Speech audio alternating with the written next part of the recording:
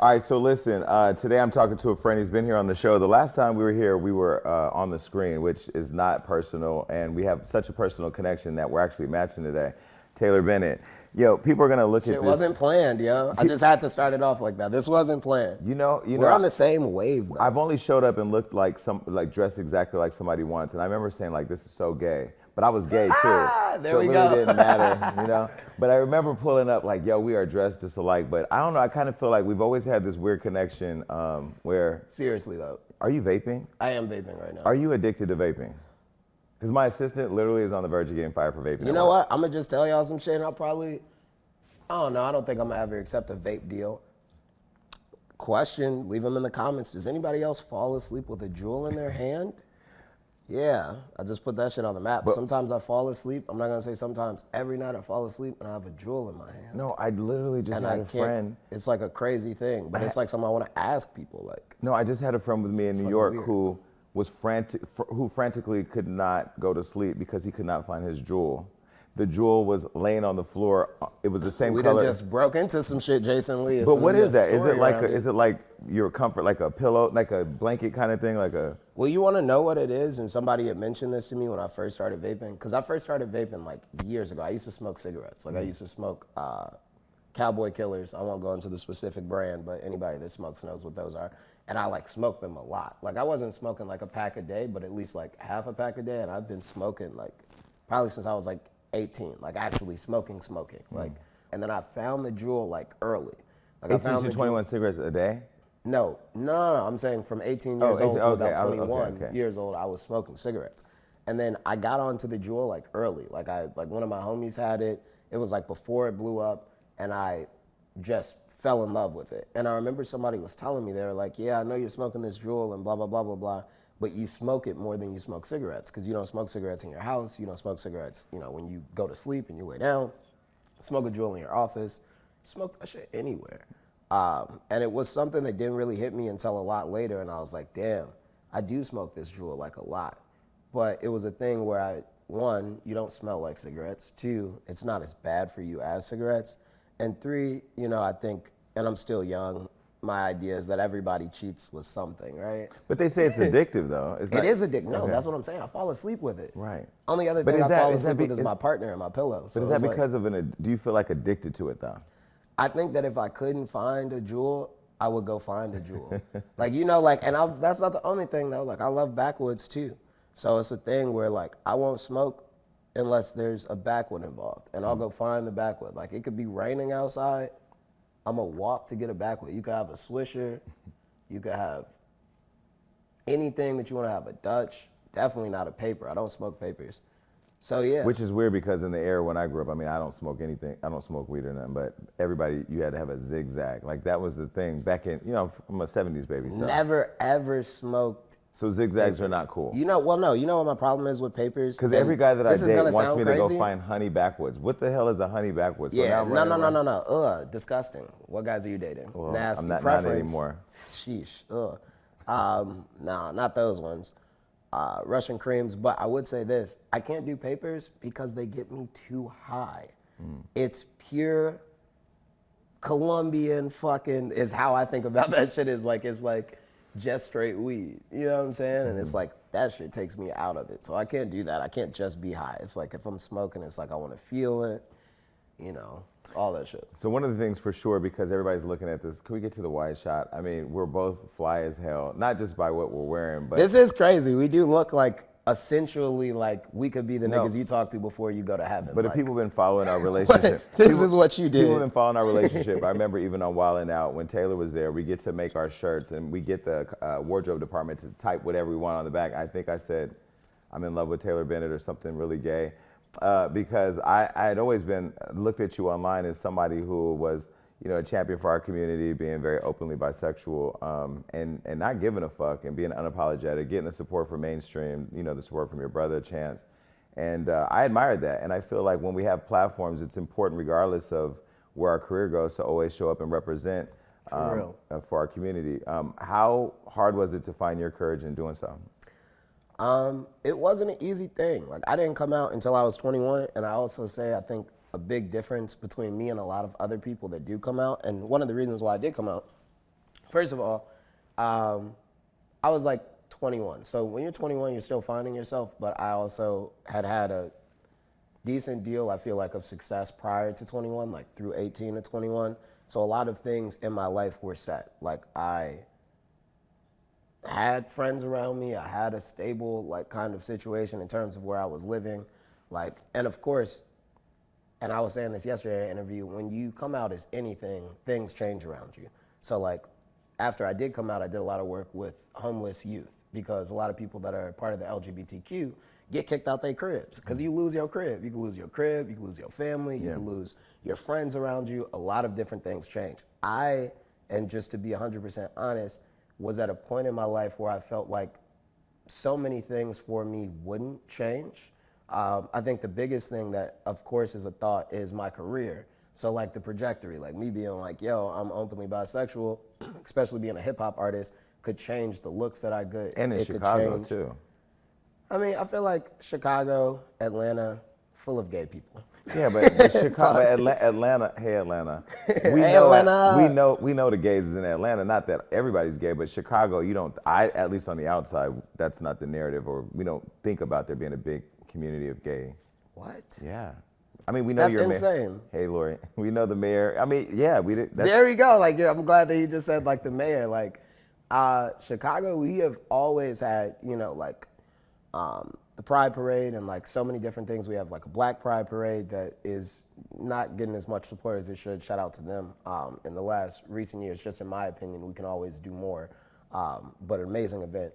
But we've always had, we have ballroom. I know a lot of different, different folks. Like, I think, what's my girl's name? She's gonna get mad, so I might not say her name, because if I say it wrong. You know Simone? Do you know Simone? Which Simone? Simone Biles? Japanese, what is her name? That hangs out with Tokyo Styles, that does, I know she's coming to Chicago for some ballroom shows. No? Okay. Well, that was a shout out right there, so if you see it. She's come out to Chicago for like ballroom. So we have like a lot of different events and whatnot. And I think there's been a community for sure that's always been visible, but maybe it's more of something that's like an inner city thing versus like LA. You just come here and you're like, oh. So how deep into the community did you go though? Because I feel like I've dated bisexual men. It's more of like a connection with me or a connection with a man that they're talking to, but they're not like entrenched in the, community. Like they don't go to balls, they don't go to gay clubs. I think a big thing for me was like, and that's why I was very fortunate. Like in Chicago, again, I've been going to, the Pride Parade is something that is like a universal thing in Chicago. So it's like everybody goes to Pride. Like it doesn't matter if you're gay. So like, since I was 13 years old, I've never missed like a Chicago Pride. And it was a big thing for all of my straight friends to go, because there's hella girls. And I'm sure that a lot of people have crack that code, that they figured that shit out. They're like, yeah, if you go to a gay bar, you go blah, you wouldn't imagine how many chicks there are. I mean, the ratio's in your favor. It's crazy, right? So like a lot of my friends went to that shit. So like growing up, I was seeing a lot of different people, like Leela Starr, shout out to her, who's really big in the drag community. Monica B. Hill, shout out to her, that's really big in the drag community. There's just so many different people that I've met, and like at a young age, you know what I'm saying? And I was able to make different connections, and a lot of those people, even Jason Lee, helped me to this day to like be in different seats where I have done radio interviews and talked to different folks. And it is a thing where when you're younger, there's a lot of people that see the potential of what you could do. So a lot of people did help me out to get to the place that I'm at now. And it was like a lot like that in Chicago. So like, yeah, Pride, gay bars in Boys Town. Been to Boys Town once. Yeah, Boys Town is a great place, man. You got to go to, there's amazing, like festivities in Boys Town, but you want to go to like Wicker is super crazy.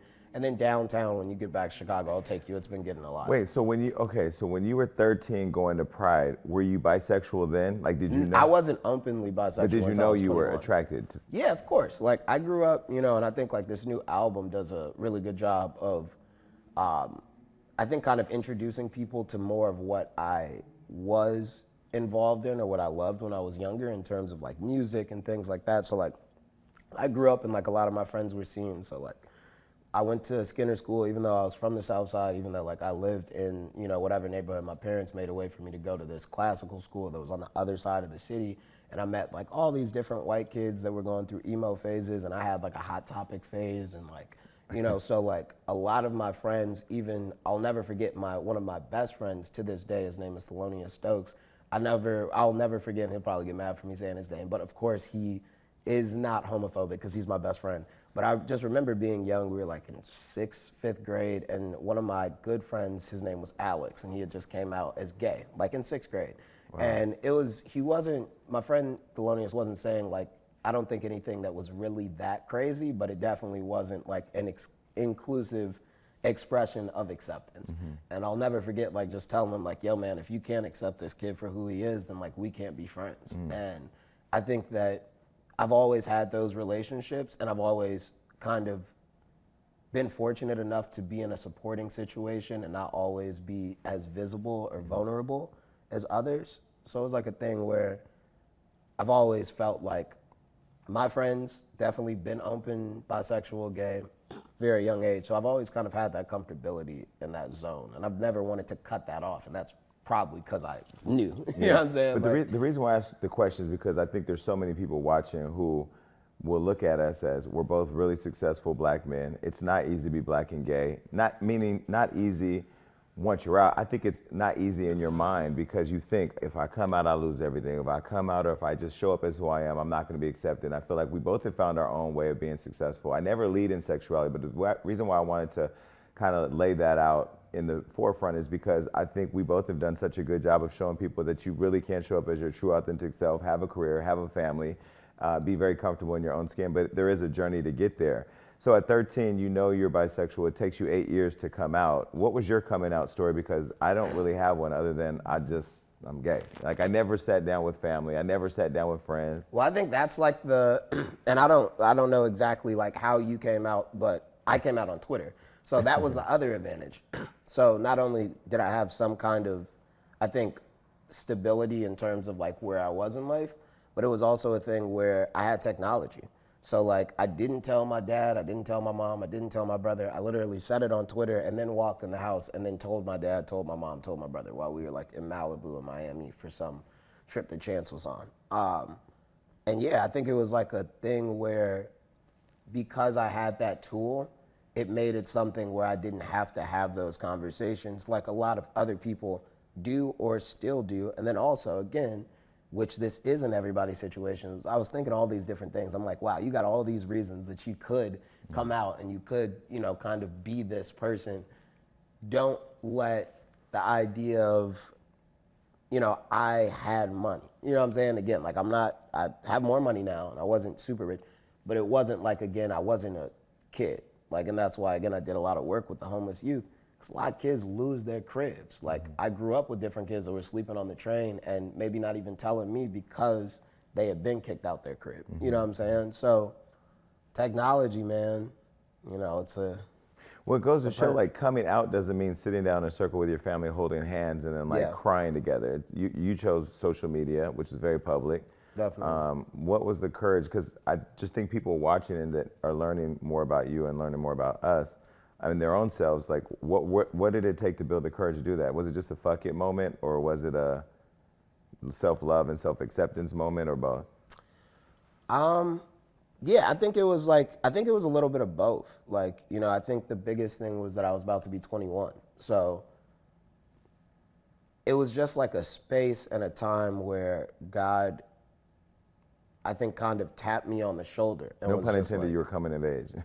Seriously, though. Yeah. And that's what this project is like, a coming of age. It's so many different points, they're crossroads in your life. College, sexuality, job choice, entrepreneur, or going to work for someone, like all those things. And yeah, man, I think honestly, like seriously, I think God just had kind of leaned in that day and then also sheltered me. Because I was just on a hip hop interview yesterday, and something they were saying was the thing that they liked the most about my story. And it's something that I didn't really think about until damn near dude said it yesterday. He was like, you came out as openly bisexual and nobody gave a fuck. And he was like, I've never seen that shit happen. Like, I've never, and I feel like God really has been covering me and has been kind of showing me if there's a will to work that he could take me places. And I also learned that a lot from you. Like, I talk about you all the time. And it's actually crazy. I almost texted you the other day because I was going to say, if you text one more person and tell them to say your name, I was doing a Forbes interview. I don't think you told them to say your name. I'm just fucking with you. I was doing a Forbes interview, and the lady asked me this last week. She's like, and I know that, like, you and Jason Lee, like, have, like, a great relationship, and I saw that, like, you guys have been getting fit, and, like, and it was just a thing where it was, like, you're just on this path, and, like, I feel you, and I respect it. And, again, you helped me get on Wild, and now you help me. It's like I've had these other people that also see some version of themselves in me that are helping me. And like, that shit could make me tear up, very emotional. You know what I'm saying? So thank you, man. I appreciate that. Look, I got, you know what I'm saying? No, we're not gonna get emotional, because you know, you have been a really good friend. It started out with me having a crush on Taylor. I ain't gonna lie. You know, he's in a relationship, he got kids, he got a whole family. But at first I was like, shit, I'm gonna go to Chicago and snatch Taylor up. But, you know, then I realized after rejection, moment after moment, and it wasn't really rejection, it was the fact that you were in a whole relationship, you know. And I remember when I went to Wardrobe, I go, put I Love Taylor Bennett on my sweater. They were like, you know, his baby mom is here. I was like, Kayla's the homie, she cool, we cool, you know. Not that we're in any type of threesome. Okay, so Taylor, look at this man. But I do want to say, we are not. I do want to say, unfortunately, I do want to say though, you know, publicly, I've had to get to a path of accepting love from people, because what I went through, it wasn't easy. And you've helped me with that. Tiffany Haddish has helped me with that. But more so, like, you've consistently given me my flowers on stuff that has nothing to do with you. Like, if you see an accomplishment of mine, you'll make sure to reach out and tell me. And we don't do that enough. And I feel like we as a people need to stop not wanting to celebrate other people's victories because it has nothing to do with us. You know? 100%. And that just comes from what? Loving the community, loving people. I think it really comes from my dad. So shout out to my dad, Kim Bennett, senior advisor, chief of staff for me and my brother's organizations. Bennett's independent, you know, family business. He's always taught me about balance. And one thing that he really taught me, and it's also something that Jay-Z taught me, it's one of my favorite lines, is anybody could buy the G5 I got, anybody could buy the car I got, nobody could buy the friends that I have. And I watched my dad, whether it was working for Obama or when he was working in the streets and sands, like, you know, city work and stuff, there were always these different relationships with different folks that he had. Like everybody from the janitor to the garbage man to the bus boys at restaurants to the managers. It's like he knew every single person in the building. And he also made sure that there was an understanding with all of those folks that he saw them in the same level. Like, even though we were all having different jobs, even if it wasn't his path, even if it was somebody that he might feel like had nothing to do with what he was doing, he made sure to let those people know that he respected them. And then throughout his career and different points of his life, whether he was living in DC, working for Barack Obama, and he was trying to figure out, you know, I was still watching him, those moments. Like, there's these moments that you can take advantage of. They're worth more than any deal that you can get, because behind, and I've been saying this a lot too, behind every musician, behind every athlete, every actor, there's a community of people. There's grandmothers, grandfathers, sons, daughters, nieces, nephews, brothers and sisters. And when you start to actually engage with those folks and you start to actually engage with the community, and then people realize that you're someone of the people, a man of the people, and not just a man with power. And I think a lot of people want power. It's not that many people with power, because I feel like a lot of people do break down in America. The systematic structure of power is money. So 1% of people have a lot of money, like so much money that they don't have to go to work. They can just buy other corporations or other artists or other athletes and consistently keep their money because they have enough money to do so. And then there's people like me, I feel like, where I was like, I want power. I want to be rich. I want to be wealthy.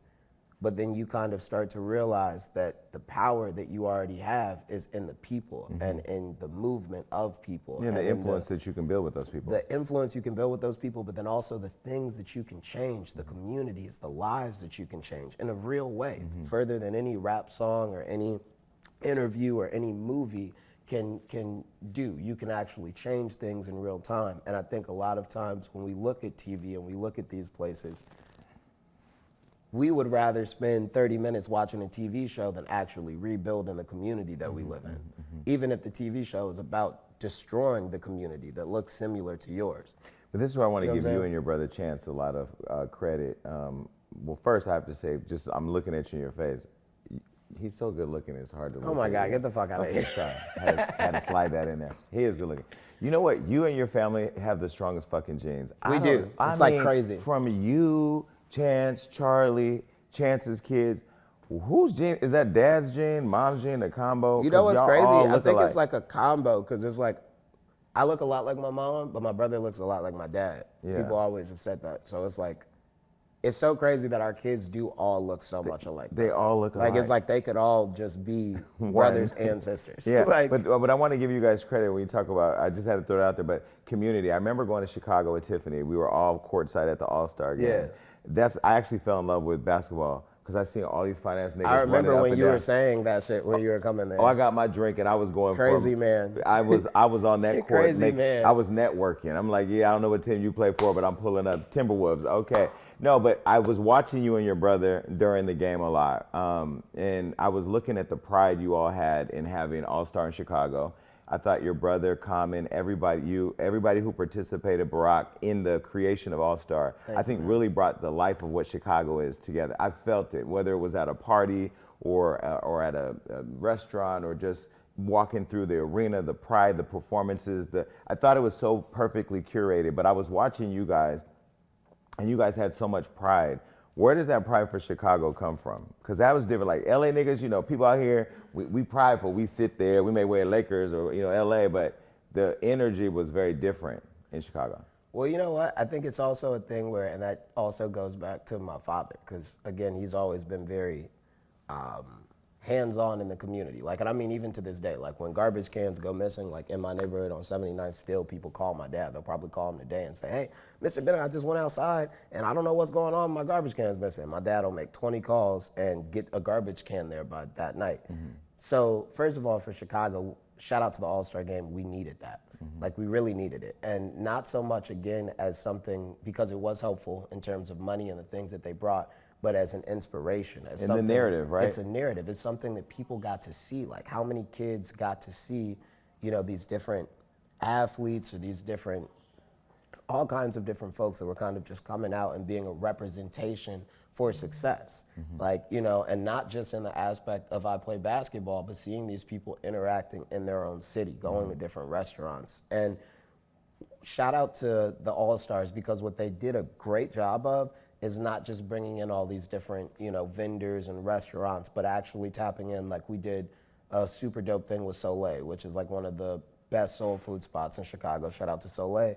We had like some Be Yourself hoodies, and they were giving out discounted food, but it was like the NBA All-Stars help amplify like their restaurant. I just feel like everything was so perfectly integrated to literally highlight and spotlight like the city. They did a great job on it. They really did. And it's awesome, because you know this, it's not like that all the time. A lot of times corporations come in and they're like, this is what we're gonna do, this is what we got, this is the budget, they just came in and they were like, we want to do this in Chicago, you guys show us how we should do it.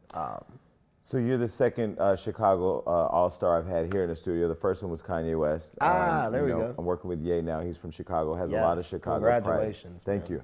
I see you and your brother supporting him a lot. Of course, always. And I always find it odd how people code switch based on what the public narrative is when it comes to him. Yeah. There's nobody like Kanye. So what do you think the public's issue is with Kanye? Well, you want to know something? And I was just thinking about this other day, because, you know, the album that I have, it deals a lot with stereotypes, right? So like there's a lot of, the album Coming of Age just dropped that just came, it's all about genre bending, but also stereotypes. Because there's a lot of different things that we've seen since the earliest days of American cinema. Like the first, and I talk about it on my project, D.W. Griffith, he's the guy that made A Birth of a Nation.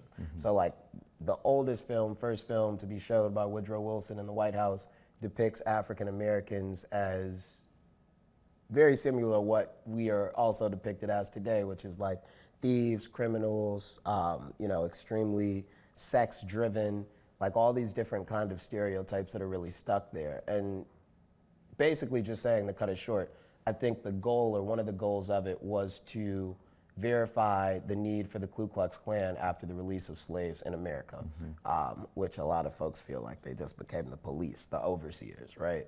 And the 13th Amendment breaks it all down in a way that if you're a criminal, they could put you in jail. Yeah. So there's so many things, but just to say that, bring it back to Kanye West now. Kanye West, and the reason why he'll always be so influential is because there's a lack of representation when it comes to strong African-American role models, period. So no matter what anybody says about Kanye West, there'll always be young black kids like me that looked up on TV and said, I've never seen a black man talk like that. I've never seen a black man feel like he isn't owed, but that he deserves this, and that he won't let anyone take it away from him. I've never seen a black person that controls his narrative in the way that he does, and doesn't allow people to change what his thought process is, whether it be wrong or right. However, I've seen a lot of white men that do that on TV. And get away with it. Not just get away with it, embrace it. You know what I'm saying? So but why has the black culture bought into the cancellation of black people when we step out and do what white people do? The same reason why we be voting for certain presidents and certain people. You know what I'm saying? Like, in the last 4 or 5 years, you know, and I love my folks over there at this particular radio station, and I haven't done my interview. As long as it's not Hot yet. 97, please. And I haven't done my interview yet, so I'm not going to even say which station it is. But, you know, Bernie Sanders goes on there, says something. Hillary Clinton's like, I got hot sauce in my bag. Joe Biden's like, if you don't vote for me, then you're not black. And they all go on the same network, haven't been on the Breakfast Club same yet? show. I said for this press run. Okay. And I didn't say that. You said that. Just to clarify again. But just saying that being an independent artist, and you know this as an independent entrepreneur, we all do public relations. We all have to have PR. We all understand that there's certain moments that you engage with particular crowds or masses of people based off the network or the station that you're listening to or that you're on. So I say that to say that a lot of times we're solicited or marketed to and we don't even realize that we're being marketed. People don't understand how the media is built around really cultivating their audience, building their audience. And that's where I think I'm not the most popular because I literally say and think what the fuck I want and feel for the culture. So it's not driven by a corporation. You know why you're good for Kanye West? Because you guys have two very similar things going on. Yeah. Where the truth is that people don't like you because you say the things that they won't. And I don't know if you've ever thought about that. No, that's our conversation. That's it. And the appreciation that we're not yes men. So he's gonna say things, I'm gonna go, nope, don't agree with that. And I'm gonna say things that he says, nope, that's whack. And that's we can still respect conversation, each though. other. And you still respect each other. And you were just saying that. I think something else very true when you said, we do need to show more love, but what we really need to get better at is being able to show tough love. Because I think it's a thing where we already glow everybody up. That's the whole thing. Is like, oh yeah, you killing it, blah, blah, blah, blah, blah. You know, there's even an idea, and I'm gonna say this, like a lot of these conversations, they stem much further than just the African American community, just like period. Like, it's harder for us as a people to tell people things, or matter of fact, how about this? We feel like it's love to glow somebody up when they might not be doing something correctly rather than to show them how to correctly do it. We also have to stop saying we love Kanye West when the white people releases sneakers or a clothing product or a white-owned label drops an album, but he gives his free black thought. And I think that it's easy to embrace commercialism and, oh my God, you're giving me something fly to wear, so I love you, versus like, I just love the fact that you're a free man with free thought, and I don't have to agree, but the fact that you have the power as a black man in white society to say it, I gotta respect you for that. Like, I don't feel like we do enough of that, and it's very frustrating. Well, I think that it's also a thing, and you know this is like, and it's also because of you being an independent entrepreneur and me being an independent artist, I'm still a person. So like, it's like every day when I leave here, I'm gonna call it Uber. I'm gonna go to a gas station and buy some Juul pods. Like, I'm gonna fucking find a vape. I'm gonna find a vape. Like, I'm gonna go buy some weed. Like, I'm gonna go maybe to In-N-Out or go get food somewhere else. Just saying like all these things to say that we are normal people. And I think something that the industry, because it's the two different parts, there's the music industry, movie industry, athletic industry, but the industry creates a box, and it is one of the ways that they launch people into stardom and success around, or how about this? They isolate their artists. So it's like, if you're gonna be famous, you can't be everywhere. Like, I remember a big thing you were talking to Kanye about is that he didn't have security at one point. He walked here by himself, took an Uber. He came to Chicago like 2 years ago and did the same thing. He was in the hood with us by himself, no security guards. I know people have seen those videos. So it's like, people feel like you shouldn't do those things because there's an industry that's made it uncommon for an independent entrepreneur, independent artist, or independent free thought. And if you're in this world or in this realm, then why would you even want that? But there is also a safety component because there is the Nipsey Hussle experience too, right? Like, of course, you know what I mean? Shout out to Nipsey Hussle, one of the greatest artists of all time. But I would also say like this, you know, one of my biggest thoughts, and I might have to get security after this, but I've never had security. I know you know me for a long time. Never had security in Chicago, outside of Chicago. I go overseas. I don't give a fuck. And the reason why, and Chris Rock talked about it when there's a joke that he has where he talks about before he got slapped or after, because this is he may need security. He didn't have security at the Oscars. Come on, man. Chris Rock just redeemed himself. He's on the Dave Chappelle shit. He just went crazy. We're not gonna play with Chris. He didn't have security. We're not gonna fuck with Chris Rock. He didn't have security the night of Oscars. I don't know if you know, but go ahead. He stood his ground though. Like, and I mean, he had to stand his ground. He got the shit. Nah, I'm gonna tell you, I don't know if I could have stood my ground from that. Taylor. Because that, when I say stand my ground, I mean he didn't fall to the ground. Like, Taylor, I literally mean that. If that would have happened, if that would have happened to us, if it would have happened to you, I would have ran up on stage. We had to whoop Will's ass. If it would have happened to me, I'd have been looking around. Whoever didn't come up on stage to whoop Will's ass, it's getting their ass whooped. Yeah, at the after party. Well, no. So check this out. Chris Rock said this thing. He talked about being black famous. He was like, "I'm black famous," right? So he's like, "You got to be 3 feet or 5 feet away from me. You gotta have like a fucking camera out, and I gotta have a big ass security guard next to me for you to know that it's me."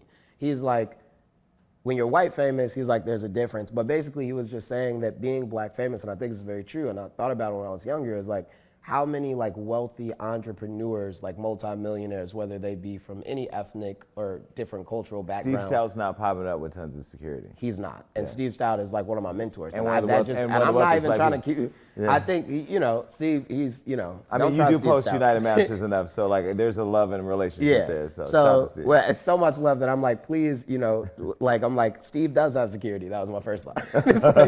But seriously though, he talks about this concept, and there's so many different people that I've watched when I was growing up that I can't think about that aren't black that have security. And I think that a lot of those things do stem from the perpetuation of violence media-wise with African Americans. Like, I live in Chicago, so I've seen the over-perpetuation of even our city and our culture, and how they've made, you know, children out to be terrorists and mothers to be drug addicts and fathers to be missing from home. When you look at the statistics, because I always battle with that, because I love Chicago and haven't been there and seen the spirit of it, right? That's the whole point of the media, though, right? Is to deter you from even checking it out. Yeah. So I think there is a big thing where Chicago, and I'll even just say it, like, I believe that, you know, there were points where Trump came out and tried to compare Chicago to the Middle East. Yeah, right. And you know, I'm gonna just say it again. And even threatened to send in the... He threatened to send in the whoever. There is a perpetuation of Chicago in terms of violence and the narrative that exists, and it is not for the benefit of us as a people, but it is for the benefit of the media in terms of coverage and things that they show. Like, the truth is, we do need resources. Y'all know we need resources. It's rich people that live here give us resources. Like, it shouldn't be a drawn out conversation where we're looking at the south side, the west side. It's like, yo, like, we need schools, we need money, we need water. Like, y'all have known this for how many years? But there's also a business, again, that lies within it, whether it be the music industry, now be the movie industry with all the different Chicago shows and movies, and there's money in it. So I think that there's a thing where until somebody, and I'll probably be the person to figure this shit out, because nobody else really wants to help the community, I feel like, in a lot of ways. But until somebody figures out a way to capitalize off of helping Chicago, nobody's gonna really help us. You know what I'm saying? And it sucks, but it's just the world and American society that we live in. So let me ask you, I want to jump back to Kanye real quick because he is so vocal, you're so vocal. You and your brother, your family, was being independent important so you could have free thought and free speech and to move the way you want? That's one question. Let me start with that. Is that why you all are independent? I think a big thing is that, Ownership. my family, we don't really trust a lot of people. So you can tell us so many different things about what you're going to do and how you're going to get these done. And I've almost learned at this point in the business at 26, that's almost all the industry is people saying, I could do this, I could do that. And who talks the best game based off of the representation or the historic catalog of people that they've worked with, right? But growing up, I'll just be honest, I didn't know all these things. But what I did know is that I didn't want to leave the trust or, my career in the hands of, any of these guys walking around in these suits, and making the decisions very similar. And we've talked about this as well to your situation and where you are with your career and your business, where you weren't going to allow somebody to buy your company from you. You weren't going to allow somebody to decide, I'm gonna kick you off your show and your show gonna keep going.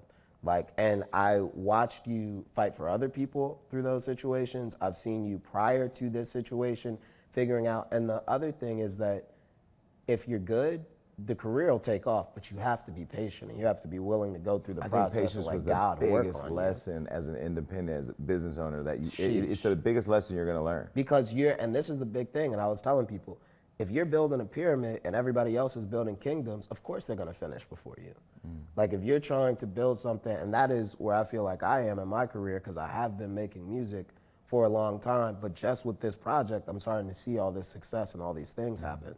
But I also know people that I saw, while I was started, that were zoom, they went up there, and now I'm like, where are they? And I gotta give you your flowers on another thing too, because your humility in the process of building your own brand, you also were managing Chance also. I still manage it. Yeah. But the fact that I was just on a call. This is what I love about both of you, besides the fact that we never worked together, and I'm not gonna trash you right here publicly because I love you. But I love the fact that you have your own brand, you have your own merch, your own movement.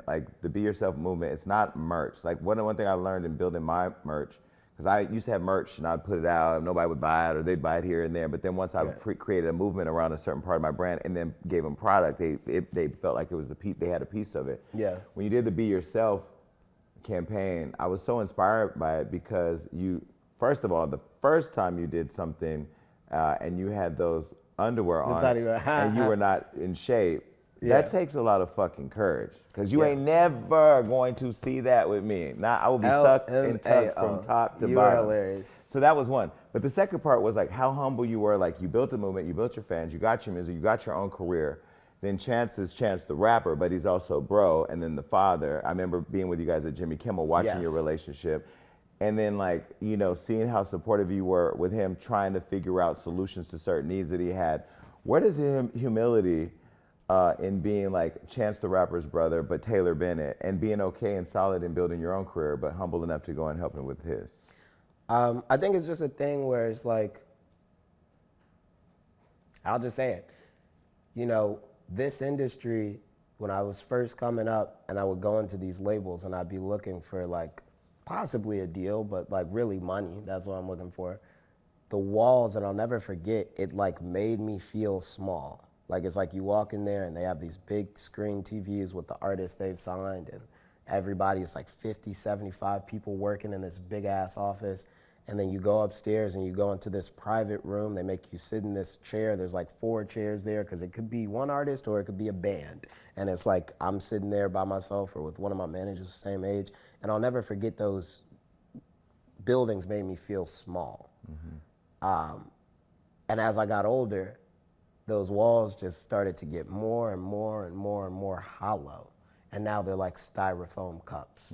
It's I could just walk through and just tear through, because what I started to see was not only are they repetitive in terms of the process and how they think about business, but they also have no care for our communities. And in a lot of ways and a lot of times, they've teamed up with different corporations and giants to perpetuate, the negativity and the stereotypes and the things that you see. And I think that the same thing, and this is why my brother is such a huge fan of Kanye West as well, the similarities between Chance and Kanye West is that they are going to be there for the community. They're going to love the community. They're going to do things that maybe make the community question, like, where are we going? What's the direction that this is headed in?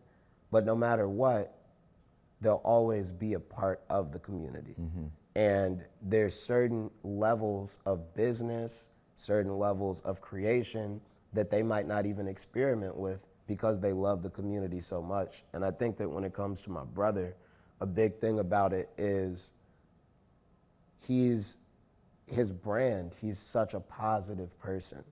And he's always been on the right side of things. And it's just like a hard, as anybody in the world, especially like with me, like with the Be Yourself brand, it's hard for anybody to feel at some point like, okay, you're this huge giant, let's try to knock you down. Mm-hmm. You know what I'm saying? Like that, it's just like, and that's the truth. Now the difference and the reason why I was also so willing to engage with my brother in his business is because I see, and that is one of the gifts that God has given me, I see the potential in almost everything and everybody that I talk to. And what Chance represents for not just the African American community, but for artists, for independence, it's something that is timeless, something that's generational. Like people, he's already won 3 Grammys. Mm-hmm. Like there's things that you can't take away from him, but there's also things that because he's been awarded them, now there's an expectation. And I do understand that very well because similar for me, once I came out as the LGBTQ, Taylor Bennett, there's expectations for me in my career and things that I do feel like I have a responsibility to handle. And it's not always easy. Pause right there because I'm going to ask you a question. Let me go back to the Chance. What I'm a fan of his music. Where I became a fan of Chance and a fan of you, there's 2 things. One, and this is the crazy parallel besides the fact that y'all niggas look literally alike. I love the fact that you both are very family oriented. With you, I'm a little biased because, you know. But I love the fact that you're both very family oriented. I love the Be Yourself campaign literally targets people to just be yourself. Self-love is a hard thing for people who are gay, bi, trans, straight, black, everybody. Of color. Like it applies to everybody. Yep. Your brothers work in the community with the kids. Like I'm all about how the fuck we help the next generation see the light that nobody helped us see and what he does with the kids. And I don't think people are, if you're not aware, you need to figure it out and tap into both their movements. It's like, you don't have to do that work. You don't have to do Be Yourself. He doesn't have to do the kids. You know, most people who get into this game, they want to be rich, they want to get girls or guys, they want to get money, they want to have cars, and they want to have Grammys. And then if they got all that, they made it. But to whom much is given, much is required. I keep saying this, and I feel like once you get it all, if you've never had it, you know you have to find that sense of obligation to go back and help other people. Yes. And you guys do it as a family, so I think, you know, that to me is what really drives my affection for both of you. And I'm obsessed with Chance's wife, by the way. I don't know, she just kind of looks like Sade. I don't know what it is. Yeah, no, Kirsten's extremely beautiful. I love her. But I love how both of you publicly honor your women. Okay, going back to Kanye West. So Pete Davidson allegedly tattoos Kanye's kids' names on his neck. No, that didn't happen. That's happening. You said that's happening. It happened. It happened. It's in the press. He's tattooed Kanye's kids' names, initials on his neck. Sheesh. I have this just profound disgust for it because it's one thing to want black culture, but raising black children is a very specific thing. You're not aware of that though, so you didn't see it. No, I didn't know. Okay, I'll leave that one alone. Yeah, I mean, I'll just say this to you. My whole thing is I don't like to talk about other people's kids because it hasn't happened to me yet. Yeah. But I'm sure at some point it will. But why would, if Kanye was to respond to that, they would say he's crazy, but wouldn't something like that make being crazy normal? I mean, my whole thing, the reason why I even said like I don't like talking about, you know, people's kids is because I don't know how I would react if somebody talked about my kids.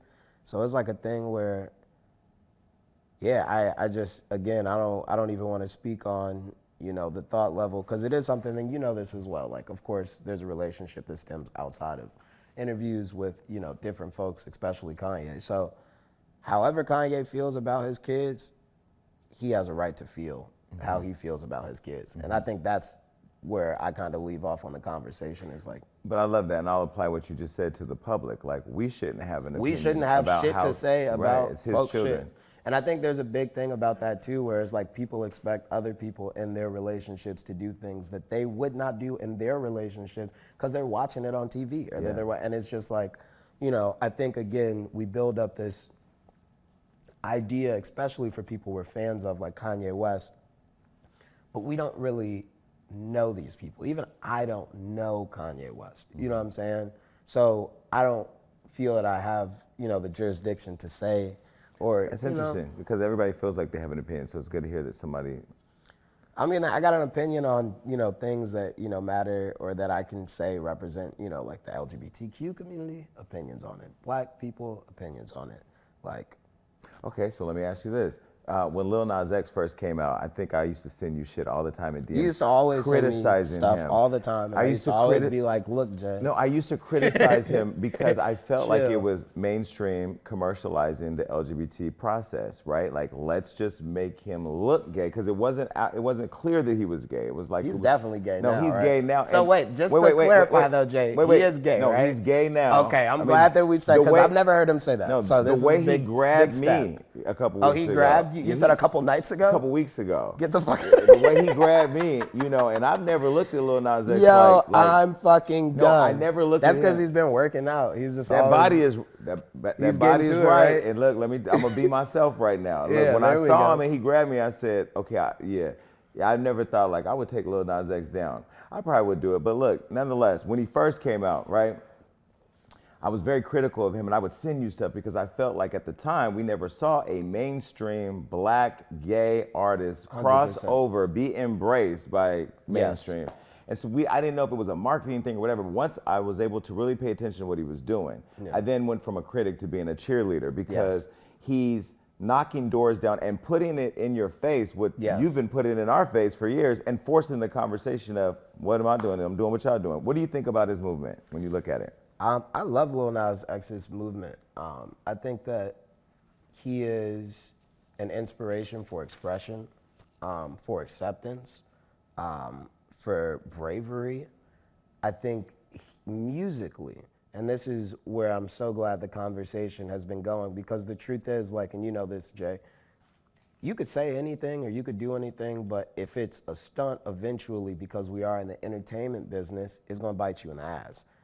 Lil Nas X is a dope-ass musician. Yeah. And he's been a dope-ass musician. Like, since, like, Panini, I used to play Panini in my crib, like, probably, like, 30 times, like, in a day. Mm-hmm. Like, and there was always this conversation that I think was so surrounding his career in terms of his sexuality that it was even, you know, even though, and shout out to him, he was still getting platinum records on these motherfuckers. I think there was still, and even to this point, people don't know how good he is. Mm-hmm. Like, and he's so fucking good as a musician, and that's why he's still here. So I enjoy his records, I enjoy his music, and I'm glad to see at this point that with the Montero tour that he's about to do, people are actually tapping in and saying, wow, this kid is this great. And that's a big reason why I came out as well, is because success is one, by your own definition, but it's also not something that's designed or designated by your sexuality. Right. So I'm really proud of him and what he's doing right now. But I think it's because of artists like you, artists like him, artists like Frank Ocean, you know, who've been able to allow the raw talent and just the confidence in that talent to come through. What do you think it's going to take for the Saucy Santanas who are up next, or, you know, the TDE artist who was recently outed online, to get that same confidence to keep pushing through? I don't know too much about the Isaiah Rashad situation. Isaiah is like one of my really good friends. He was one of the first artists to really support me, you know, like on Twitter, on Instagram, and just all types of stuff. So shout out to him. So I don't really know too much about that situ, so I can't really say. But what I will say about the Saucy Santana is he's already blowing up. Like Saucy Santana, I know who Saucy Santana is. People outside know who they are.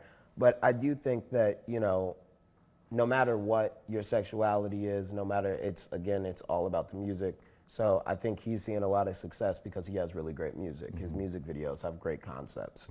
His shows are super duper cracking. Like, he makes the moment, Saucy Santana, whenever he's there. So I think that for him to, I guess, go mainstream. He just has to keep doing what he's doing. Like, I know again, it's a music industry, so there are people, no matter if there's certain people that are like, oh, I don't really like this. There's people that are counting the streams and the numbers that he's doing that are saying, this looks like a good investment. And I don't know if that's his plan to stay independent or do what he does, but somebody has to see that, he's definitely a great investment, musically. So I'm interviewing Tekashi 6ix9ine next week. Oh, that's dope. He's been in the news a lot for the Lil Durk beef. He made jokes around King Von's death. Yeah, I have my feelings, which I'm going to say for that. When you have artists like that make jokes about real life shit happening in the streets of Chicago, what does that do to you and what does that do to the city, if anything?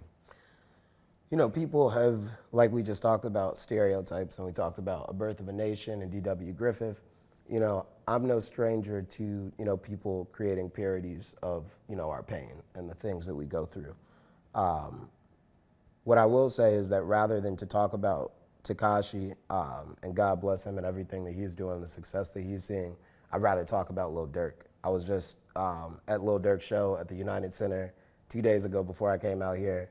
I have never, ever seen an artist pack out United Center like that, and every single person there know the words, with no openers, with no, outside promo. And then I'll also just say this, I think that Lil Durk is a great representation and role model for a lot of the kids that are in Chicago. And the reason why is the way that he treats India is something that I don't see. I don't see that in hip hop. Look, we got Kayla just calling me. She's gonna just keep blowing me up. She doesn't know I'm with Jason Lee. Sorry, but Kayla. The relationship that he has with India, the way that he treats her, the respect that he has for her every single time. I mean, even on Drake's, like one of the biggest songs right now, one of his biggest features at that point in time, shouting her out and her industry and her brand, and those things support Black love. And I'm actually, he supports it so much. The reason I was at the United Center, shout out to the United Center, they had a Black love event that was based off of India and Durk. So they invited me and Kayla, Val Warner was there, like a bunch of celebrities basically came through, and they gave us like this whole meal and everything, got to go see the concert. But the whole thing was because Lil Durk proposed to India at the United Center at the Big Jam, like summer concert. So it's just like, I love that. And I love to see success for him. And again, behind these communities, Lil Durk, King Von, even Tekashi, there's grandmothers, there's grandfathers, there's sons, there's daughters, children. So the biggest thing that I like to see is I like to see those people win and figure out some form of generational wealth that they can pass on. And I think Lil Durk has been doing such a great job of that. So I try to, really stay away from the negative stuff. I love his music. I love what he's doing, and, I support him. Well, I'm sitting here talking to you and realizing that you're a Capricorn, and you guys are typically so toxic, and you're just not that. Well, you want to know something? I'm a cusp baby. Okay. So my birthday is January 19th, so I'm a Capricorn and an Aquarius. Okay, so I'm gonna lean more towards Aquarius because I have this thing where I don't date or really try to get too close to Capricorns. I'm traumatized. Oh, wow. My dad's a Capricorn. I'm a Capricorn. Yeah, I'm very triggered. Okay, so your kids, Blake and Charlie, how does it feel to be a dad? Now you're a dad of two. Is Blake a Leo? No, Blake is a Gemini. And Blake is born in July, right? Push stuff, June 3rd. June 3rd. Oh, wait, then Charlie's born when? November 25th. Okay. So Gemini. Look at this guy. He's like, okay. No, because Gemini is the other. I mean, Kanye is a Gemini. I have a lot of friends that are Gemini. My best friend's a Gemini. Okay, so how does it feel now to be a dad of two? It's a big difference. I'll tell you the biggest difference is being a child of two. It's funny because I guess, especially when you're the little brother, people just feel like it's just like, oh, you just have another kid now. Like, it's got two kids. Like, yes, you have two kids, and it's like they're both two different people, and they both need the same amount of time. Like, they both need the same amount of love. And your kids seem to have a lot of energy. Oh my gosh. My kids have so much energy. They're very determined. Like, they're a lot like their dad and their uncle, where it's a thing. If they want something, they're gonna figure out how to get it. And that's something that I've had to learn. You don't wanna break that. So it's not something that you wanna go in and be like, no, I already told you, you can't have these Oreos. You just went in the kitchen, you got these Oreos. it's like you have to figure out like sometimes what is the best logic around it. So maybe it's like, hey, buddy, I told you that you couldn't have those Oreos. You went in there, you got the Oreos anyway. One more Oreo, and now you have to go lay down. But it's also like a thing where it's like, okay, because you did this, there's a consequence because there's always a repercussion of whatever action you have in life. However, I do understand and do think it's a valuable lesson and life hack to know that if there's something that you want to get, there's always other ways to go around and get it. But it is about how you do it, and they do always come with a repercussion.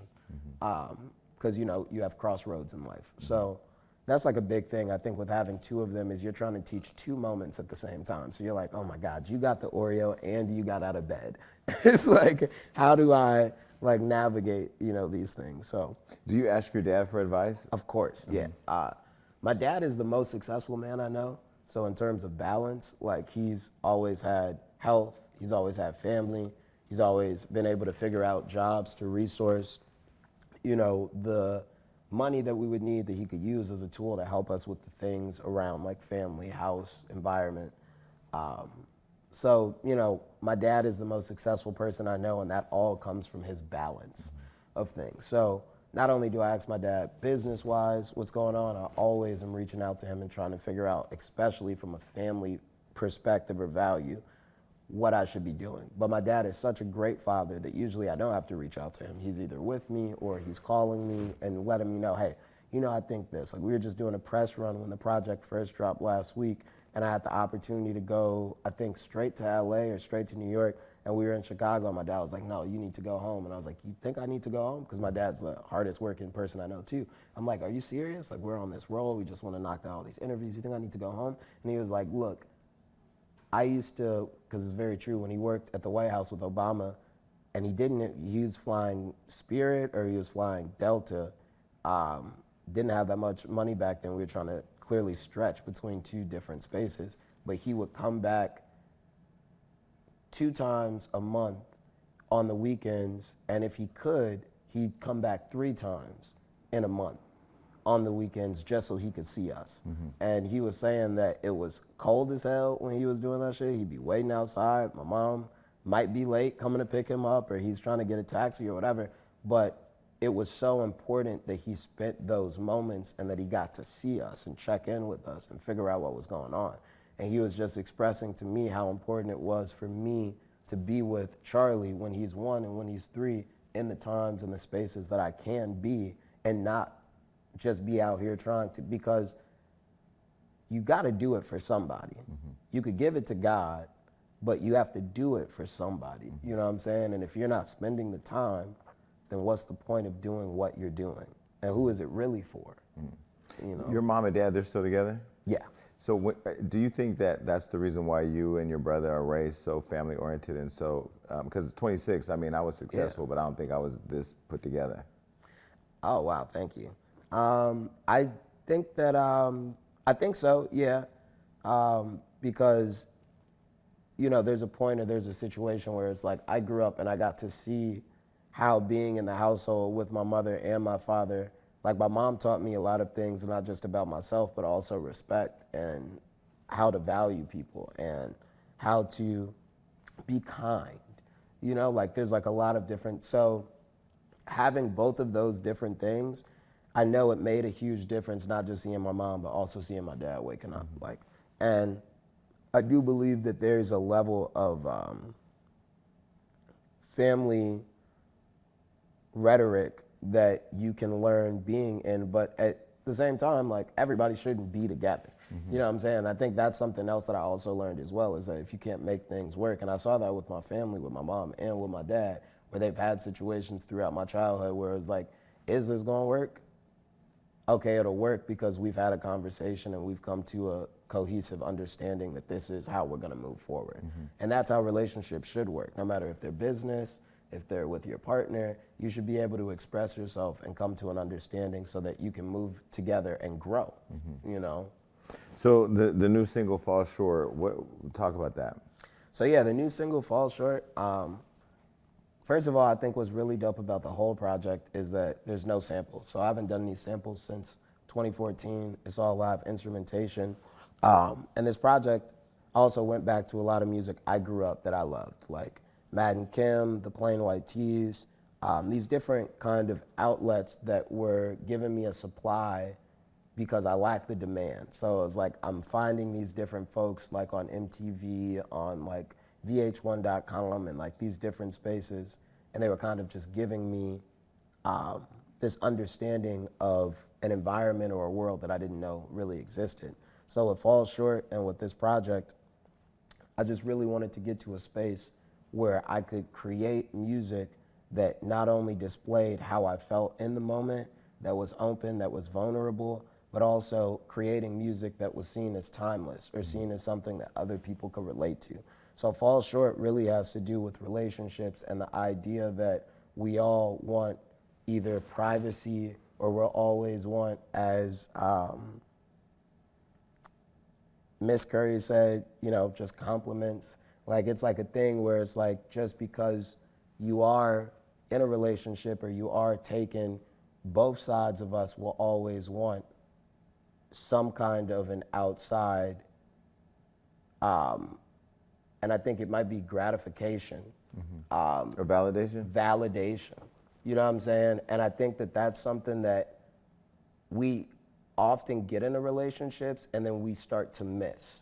And I think the idea about Fall Short is that it's normal to have those feelings and it's something that should be expressed.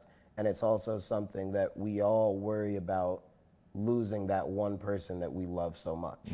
Like it's a mental thing. And that's the whole video is a big part of creating that as well, is you wake up, it's like I have a bomb on my neck and I'm trying to find this girl, and then you finally find her and then she takes you out, and then you wake up and shit is all good. And that's like everyday relationship vibes. You know what I'm saying? It's like, am I gonna lose this person? Is this person talking to somebody? Is this happening? But it's like you're really battling your subconscious, because most of the time that person loves you more than anything, and the happiest that they are when they're in a bed with you. That's the safest and most comfortable they feel. You know what I'm saying?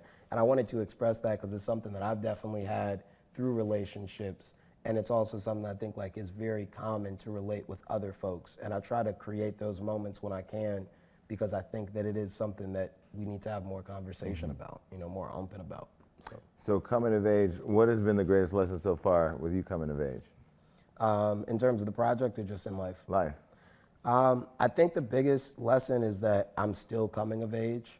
The reason why the cover art is the way that it is because on the left side, it's a representation of somebody that has a great understanding of what they're gonna do. And then the right side is another picture of me. I don't have my shirt on and I have really no idea what's going on.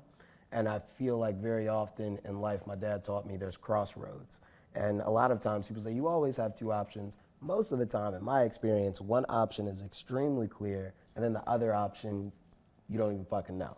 It's like I could be, go to college and work for somebody, or I could be an independent entrepreneur and risk every day, like on what I'm doing, and like not really have a guideline or a set. And every day I'm putting in this additional work just to try to, but at the end of the day, it's worth it. So, you know. But that's like life. Like I feel like life is such an evolving experience that even when you are coming of age, there's different ages, right? Like you go through, you're going through your 20s. God bless the 20s. I'm so glad to be in my 40s. Like I'm coming, but I'm still coming of age. I'm turning 45, and I feel like I'm. And look at you. Like look at your life, and that's something that's so important. You are always growing. Yeah. Every day. But I think we all are, and I think for a lot of younger people, maybe younger people that you all are mentoring, that you see, like everybody feels like they need to figure everything out right where they are, and it's just like figure out what you need to figure out for that moment, but then keep, you know, eyes wide open as you move forward and come of age. No, 100%. All right, Coming of Age is out. Get the album. Get everything, Taylor Bennett. I can't wait to get my Be Yourself campaign sweater. I'm about to send you a whole box. I think you said that before. I'll give him my address. Give me your address again. You keep moving locations. Stop getting so much money. No. That was when I was a foster kid. I have one address now. But look, Charlemagne, Envy, Angela, circling back, you heard what he said. He needs to be at the Breakfast Club. You know, no shade over here, but make it happen. Yeah. Always love, always support, and thank you, man. send my love to your family.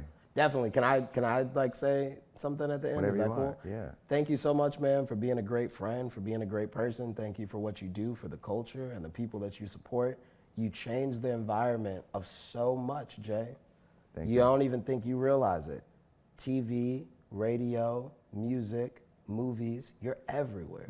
There's nobody that's doing what you're doing, and you are going to be one of the most successful friends that I know. And that's why I'm so thankful to have you. And remember I said that. Oh, I'll remember. Because you're already rich, but I mean, like, when you're rich, like rich, like just, you know, throwing money off and being like, fuck my kids, you can't even be in my will, I'm getting too much money. Well, I'm rich in spirit, and I feel like when you're rich in spirit, first of all, I received that. I feel like when you're rich in spirit, it all translates because the money comes and goes. I remember I was saying recently, Floyd Mayweather said to me, hey, you're going to get the cars, the houses, you're going to get the jewelry, you're going to get this, you're going to be in love with everybody you want to be in love with, but the money and all that is not going to make you happy. Then when you get the money, you get the house, you get the jewelry, you get the cars, you're like, damn, I'm even more stressed and not happy now. Yes. So having the right people around, the yous, the Floyds and the Cardis, the people who are Tiffany's who fill you up personally, not because they want some. You know, we don't talk about celebrities or the industry or getting on the shows or this or that. Like, we literally just talk about, like, hey man, keep working out, like, congratulations, and I appreciate that. I thank you. I appreciate you, man. Yo, and if you were single, no, I'm not even gonna go there. Look at this dude. Shout out to you, Kayla, the whole family. Shout out to the kids. I'm so proud of everything you guys are doing, and I love how you Mama support K. your girl and her brand. Yeah, KV Body Tea. Make sure you guys go check out. I know they have a new launch that's coming. We're gonna have to get you some of that stuff too. Yeah, I love all of that. Definitely. All right, but until then, we out. Peace. All right, look, that was a great show, and make sure you keep coming back because we got all types of amazing interviews and topics that are gonna make you go crazy. That's right. That means like, subscribe, do everything you need to do to make sure you stay up to date with what we got going on. And ladies, stay tuned in because you know I have your back. And listen, make sure that you're commenting below because even though I say I don't read it on the show, that's all I do when it's over. Peace.